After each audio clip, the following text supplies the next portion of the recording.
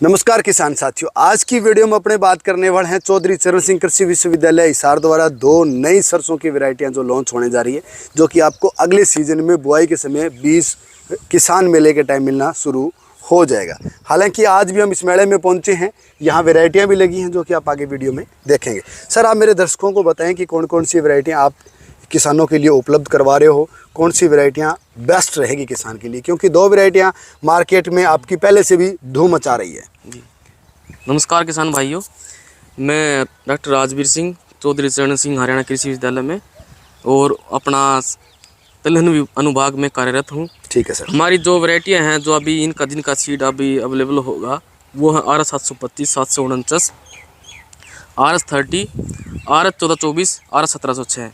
जो हमने ये लास्ट में बताया RS 1424, RS 1706, ये पिछले साल ही हमारी यूनिवर्सिटी ने रिलीज़ की है और इनकी पैदावार इनसे जो 725 हमारी आई थी उससे थोड़ी 10% ज़्यादा है। ठीक है। और इसका बिजाई का समय है अपना 10 से 15 अक्टूबर, जो हम सेकंड वीक ऑफ अक्टूबर बताते हैं किसान भाइयों को।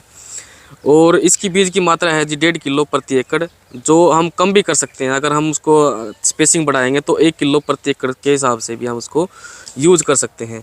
और इसकी जो कतार से कतार की दूरी है 45 सेंटीमीटर रखेंगे, हम 60 सेंटीमीटर तक इसको बढ़ा सकते हैं अगर हमने थोड़ी पैदावार बढ़िया अच्छी तरीके से लेनी है। और कुछ किसान भाई इसको ऐसा प्रयोग कर भी रहे हैं। ठीक है। और जो इसके पौधे से पौधे की दूरी है वो 10 से 15 सेंटीमीटर रखें, ताकि उसका फुटाव अच्छे से हो सके, उसमें फलियाँ बहुत ज़्यादा लग सके। सर, किसान क्या है कि रो से रो की दूरी तो वो मेंटेन कर सकता है, जी, लेकिन पौधे से पौधे की दूरी वो मेंटेन नहीं कर पा रहा है। हाँ, ये आप या ऐसा करो कि आप उसको भाई उसकी थिनिंग करवा सकते हो। जैसे हम किसान तो लेबर ज़्यादा लग सकती है उसको, लेकिन हम करवाएंगे तो फ़ायदा ही है उसमें। ठीक है। सर, अपने 725 की बात करें, 749 की बात करूं, तो अगर मैं इस तरह से हाथ ऊपर करूं तो इतनी हाइट चली जाती है, जिसका भी कहीं ना कहीं किसान को नुकसान हो रहा है। हाँ जी बिल्कुल। उसका हमने अभी अल्टरनेट निकाला है कि पिछले साल जो वैरायटियाँ दी हैं उनकी हाइट कम है और यील्ड इससे ज़्यादा है। RS 1424 और RS 1706। RS 1706 में जो हमारा क्वालिटी की वैरायटी निकाली है, वो सबसे पहले उसमें जो इरिसिक एसिड होता है वो लेस देन 2% है और ये हमारे खाने के लिए बहुत ही लाभदायक है। उसमें तेल की मात्रा 39% है। जो हमारी नॉर्मल वैरायटी है उसमें तेल की मात्रा 41.5 भी होती है, लेकिन उसमें 39% है। सर, अपने बात करें 725 वैरायटी अपनी जो सिंचित क्षेत्र के लिए भी कामयाब है, असिंचित क्षेत्र के लिए भी, यानी कि एक पानी की वैरायटी। अभी जो आपकी नई वैरायटी आपने रिसर्च करके लॉन्च की है, अगले मेले में आप बीज उपलब्ध करवाएंगे, तो उसके बारे में बताएं कि उसकी बुआई का टाइम क्या रहेगा, उसमें खाद पानी कितना देना है, उस समय कौन सा रहेगा? समय तो जो मैंने पहले बताया 10 से 15 अक्टूबर वही समय है। जो RS 1424 है वो है हमारी बरानी क्षेत्र के लिए, और जो RS 1706 है वो हमारी सिंचित क्षेत्र के लिए। ठीक है। लेकिन हम पानी की जो उसमें सिफारिश करते हैं वो एक ही पानी की सिफारिश करते हैं, और वो पानी होता है 40 से 45 दिन के बाद। और उसमें हमारे खाद की मात्रा रहती है हमारे 70 किलो यूरिया और 75 किलो SSP। हम 35 kilo urea plus 75 kilo SSP तो हम बिजाई के समय डालते हैं। और जो 35 किलो यूरिया बच गया हमारा शेष, वो हम पहली पानी के बाद 40 से 45 दिन के बाद उसके तुरंत बाद। कुछ दिन पहले हमने एक वीडियो डाली थी जिसमें ये बात कही थी कि मार्केट में DAP की शॉर्टेज चल रही है। आप सरसों के खेत में DAP ना भी डालें और SSP भी डालें तो भी आपका काम है वो अच्छा चलेगा। लेकिन कुछ किसानों का मानना ये था कि नहीं, ऐसी बात नहीं है, आप DAP नहीं डालोगे तो उत्पादन नहीं होगा। तो हमारी जो ज़मीनें हैं उनमें कमी होती जा रही है। अगर हम रोटेशन करते हैं, वो अलग फील्ड, अगर हम रोटेशन करते हैं फिर तो हमारा चल जाता है कि हम कभी ना डालें। अगर हम क्योंकि किसान भाई क्या करते हैं, भाई एक ही फसल को बार बार उसी ज़मीन पे लेते रहते हैं, तो हम क्या अगर रोटेशन करेंगे तो चल भी जाता है, नहीं तो इसमें चल नहीं पाता। अगर हम उसको न्यूट्रिएंट की कमी जो होती है सरसों के लिए आप DAP को रिकमेंडेशन नहीं कर रहे हो? नहीं, हम पहले रिकमेंडेड कर रहे थे। ठीक है। लेकिन जो हमने देखा कि जो SSP है उसमें सल्फर भी होता है और फास्फोरस भी होता है। ठीक है। तो सल्फर होता है हमारी जो तेल की मात्रा होती है ना, तेल की क्वालिटी के लिए वो बढ़िया रहता है तेल। ठीक है। हाँ जी। और जो सल्फर की कुछ कमियां आती हैं जो अभी आने लगी हैं, वो कमी भी उसमें पूरी हो जाती है। तो इसलिए हम ऐसा कुछ नहीं है। वर्तमान समय में DAP की बजाय अपना SSP अगर यूज करते हैं तो उसका रिजल्ट बेस्ट मिलेगा। बिल्कुल बेस्ट मिलेगा, बिल्कुल। ठीक है। अब अपने बात कर लेते हैं सर, क्योंकि आपकी जो वैरायटी है ये थोड़ी लॉन्ग टाइम की वैरायटी है। जी। क्योंकि प्राइवेट कंपनियां आजकल जो निकाल रही हैं वो थोड़े टाइम की वैरायटियां दे रही है, किसान उसको लेट लगा के भी उसका उत्पादन ले सकता है। एक जल्दी मतलब गर्मी की चपेट से पहले उनकी हार्वेस्टिंग हो जाती है। तो आपकी जो वैरायटी है ये थोड़ी लॉन्ग टाइम की है, तो इसका क्या समाधान निकाला आपने? समाधान जी हमने ये निकाला है कि हम हाइब्रिड पे हमारा प्रोग्राम चला हुआ है अभी, क्या पता 1-2 साल में हमारी हाइब्रिड की जो हाइब्रिड आ जाए। और इसका क्या है कि जो आप बता रहे हो हाइब्रिड का, चलो वो टाइम थोड़ा सा ड्यूरेशन ज़्यादा रहता है वैरायटी का, भाई 5-7 दिन ज़्यादा ही है, उससे ज़्यादा नहीं है इसका। और एक तो फार्मर्स को ये होता है कि हाइब्रिड का जो बीज है वो बहुत महंगा है, कम से कम 1000 रुपये, किसी को 1100-1200 रुपये। और हाइब्रिड बीज आप रिपीट भी नहीं कर सकते, दोबारा नहीं लगा सकते। लेकिन कुछ किसान करते हैं, वो करना नहीं चाहिए उनको। वो क्या करते हैं, अब कुछ प्राइवेट कंपनियां वो बेच देती हैं उनको। जैसे हाइब्रिड का निकाला कि हम पूरा वो ज़मीन, वो 1 किला है हाइब्रिड का लगा रखा है, वो खरीद लिया, वो अगले साल ही बेच दिया। उसमें बहुत ज़्यादा दिक्कत आती है, स्टाइल प्लांट आ जाते हैं जिनमें आगे बीज ही नहीं बनता दोबारा। ठीक है, बीज तो बन जाता है लेकिन वो किसी लायक नहीं रहता ना, उनमें प्रोडक्शन आती है। ठीक है। और एक हमारा जो बीज है वो 80 रुपये किलो फार्मर्स के लिए है, सब्सिडी के बाद 80 रुपये किलो मिलता है। कहाँ 1000 रुपये के रेट और 80 रुपये का डिफरेंस भी बहुत जो रेट और पैसे हैं, मतलब किसानों को यही फायदा हो गया। ठीक है। दूसरा सर, अपने बात करें जो आपका जो सरकारी बीज है, आपने जैसे कि बताया है, जी जी, इसकी रो से रो की दूरी बताई आपने, पौधे से पौधे की दूरी बताई, बीज की क्वालिटी बताई।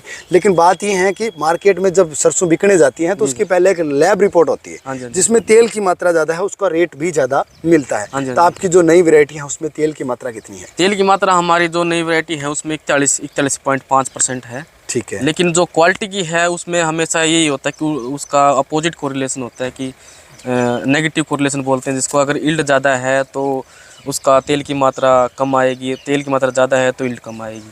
जैसे हमारी 1706 है, उसमें यील्ड भी ज़्यादा है, तेल तो उसमें 39% है ही, उसमें थोड़ा कम है उनसे 2%, लेकिन उसकी जो यील्ड है वो ज़्यादा ही है, मतलब एट पार ही है 725 kV और 1424 kV। ठीक है। तो उसका हमने ये निकाला कि उसकी यील्ड भी ज़्यादा है, तेल उसमें थोड़ा सा कम रह गया, लेकिन क्वालिटी के हिसाब से वो बढ़िया है। ठीक है। अब बात करते हैं सर, जैसे कि आपकी जो हमने एक बार ले लिया, मान लीजिए आपने अगली मेले में किसान को 2 या 3 किलो ही बीज देंगे। हाँ जी, हाँ जी। क्योंकि नई वैरायटी जैसी बात है, लॉन्च हुई है तो बीज की आपके पास भी एक बार तो शॉर्टेज रहेगी। तो क्या हम इसको रिपीट कर सकते हैं बीज को? हाँ जी बिल्कुल, वैरायटी का बीज हम चला सकते हैं, 2 साल 3 साल तक भी चला सकते हैं, 3 साल 4 साल तक भी। फार्मर्स क्या करें, उसको अपना जो ये फील्ड लगाते हैं उसमें जो प्लांट हैं, अलग प्लांट हैं, उनको निकालें, बढ़िया जो सिलेक्शन है उनका, बढ़िया सिलेक्शन, प्लांट का सिलेक्शन करें, उन बीज को मतलब उनको हार्वेस्टिंग करें, उनको अगले साल यूज़ करें। सर अगले साल यूज़ करने के लिए उसको कोई बीज का उपचारित करना भी जरूरी है? हाँ बिल्कुल, हर बार हम ये कहते हैं कि आप उसको बीज को उपचार करो, 2 ग्राम पर kg कार्बनडाजिम के साथ उसको बीज उपचार करो, तभी उसके बाद लगाएं। और जो स्प्रे हमने बताया था कार्बनडाजिम का ही 0.1%, वो 30 से 35 दिन के बाद एक स्प्रे करें, और फिर उसके बाद 15 दिन के बाद उसका दूसरा स्प्रे करें। तो सर एक चीज़ और देखने को मिलता है मेरे राजस्थान के क्षेत्र में या आपने हरियाणा के क्षेत्र में, सरसों के पौधे के नीचे का पंजा टाइप का एक छोटा सा फफूंद टाइप का एक निकल जाता है एक और। हाँ, उसको नई वैरायटी में आपने कुछ इम्प्रूवमेंट किया है? नहीं, उसमें क्या है कि ये एरिया के हिसाब से है। ये एरिया अगर जहाँ एक बार इसका बीज हो गया, मरगोजा बोलते हैं उसको, हाँ। एक बार बीज आ गया तो बार बार आता रहता है। उसका सर कोई समाधान? उसका समाधान तो ये था कि हमने ग्लाइफोसेट को रिकमेंड किया था, और उसकी जो थी उसकी 25 ml, जो हम 25 से 30 दिन के बाद बताते हैं, 25 ml प्रति एकड़। और दूसरा होता है हम 50 दिन के आसपास 50 ml, उसकी डोज बढ़ा देते हैं 50 ml। लेकिन वो क्या है कि वो पूरा सिस्टम से करनी पड़ती है, अगर उसको करें हम तो वो उसका मतलब वो ख़त्म हो जाती है। उसका कोई दूसरा ये है कि हम रोटेशन में उसको यूज़ कर सकते हैं, कि हम इस फील्ड में लगाए अभी सरसों, तो अगले फील्ड में दोबारा उसी फील्ड में ना लगाए, और दूसरे फील्ड में हम उसको सरसों को लगाएं, तब वो कंट्रोल हो सकता है। क्योंकि सर प्राइवेट कंपनियां उसको बहुत सी दवाएं बेच रही है हमारी। नहीं, ऐसा कुछ नहीं है। वो ऐसे भी बाद में आता है, नुकसान नहीं करता है, क्योंकि वो आ तो जाता है स्टार्टिंग में ही। वो है कि पैरासिटिक है, वो मतलब सरसों के ऊपर ही आता है, उसमें कोई बीज नहीं है। लेकिन उसके जो बीज होते हैं बाद में बहुत ज़्यादा बीज होते हैं, वो धरती में मतलब सोइल में ही पड़े रहते हैं, दोबारा फिर आ जाते हैं। अगर हम सरसों ही लगाएंगे, अगर सरसों के अलावा कुछ और फसल लगाए वहाँ पे, तो वो नहीं जर्मिनेशन। हाँ, आप उसका रिजल्ट देखोगे कि वहाँ पे नहीं आएगा। ठीक है। तो साथ ही इस वीडियो में हमने हिसार यूनिवर्सिटी द्वारा जो पुरानी सरसों की वैरायटियां हैं, जो नई 2 लॉन्च होने वाली है अगली मेले में आपको देखने को मिलेगा, इन सारी चीज़ों पर विस्तार पूर्वक चर्चा की है। उम्मीद करूंगा कि आप प्राइवेट कंपनियों को छोड़ के सरकारी कंपनियों की तरफ जाएंगे तो कहीं ना कहीं आपको उत्पादन भी ज़्यादा मिलने वाला है, और आप बीज हैं वो हर साल आपको नया नहीं खरीदने पड़ेगा। घर का शुद्ध बीज आप अपना तैयार कर सकते हो, रख सकते हो, और साल भर बीज रखने के बाद आप उसको ट्रीटमेंट करके अवश्य लगाएं। वीडियो अच्छी लगी तो लाइक शेयर जरूर करें, और जिन साथियों ने 749 और 725 पहले से लगा रखी है, उनका रिजल्ट कैसा है, आपके यहाँ उत्पादन कितना दिया है, कमेंट में ज़रूर बताएं। धन्यवाद साथियों, और धन्यवाद सर आपका भी।